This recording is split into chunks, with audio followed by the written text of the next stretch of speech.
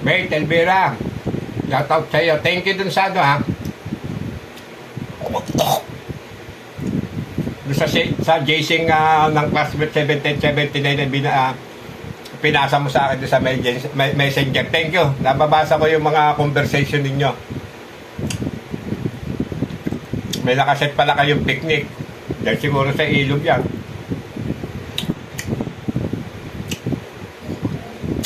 Wala yan, pag-uwi ko. Pagod ko yung pang-ulam.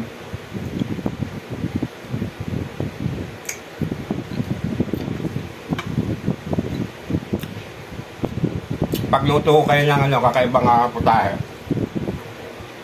Hindi pa nyo titikman dyan.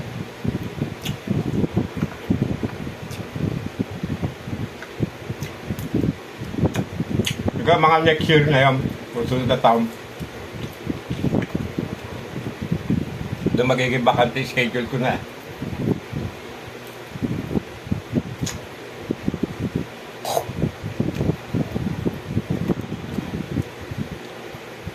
Yung maluwag-luwag na tayo ng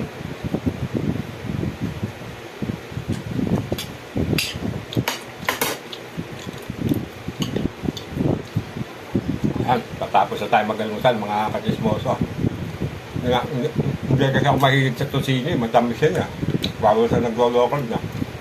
Ay, bilhin ng anak ko, mahilig kasi sa tosino yun. Sabi ko, mag-ala-alay sa mga pagkain matatamis.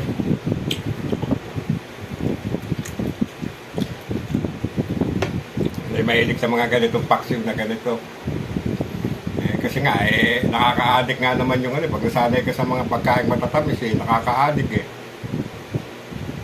Labanan mo. Pagdating ng araw na ipon mo yan eh. Hanggang kamarami na ako kuha mga sakit-sakit eh.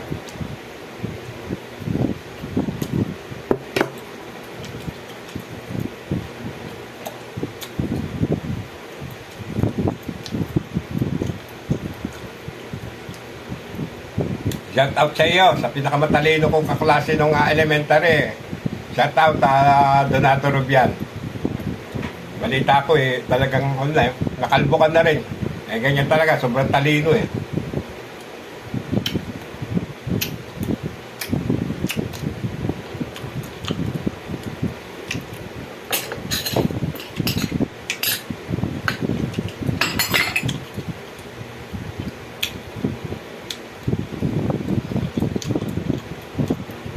Mga katismoso, tapos na mag-almusal ang inyong tismosong kusinero.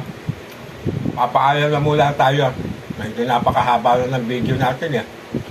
Mula kayo na sa pagkuha natin ng mangga, sa pagbablog natin doon sa nalulugong abukado. Paano? Mga katismoso. Babay muna, babay. I love you. I love you.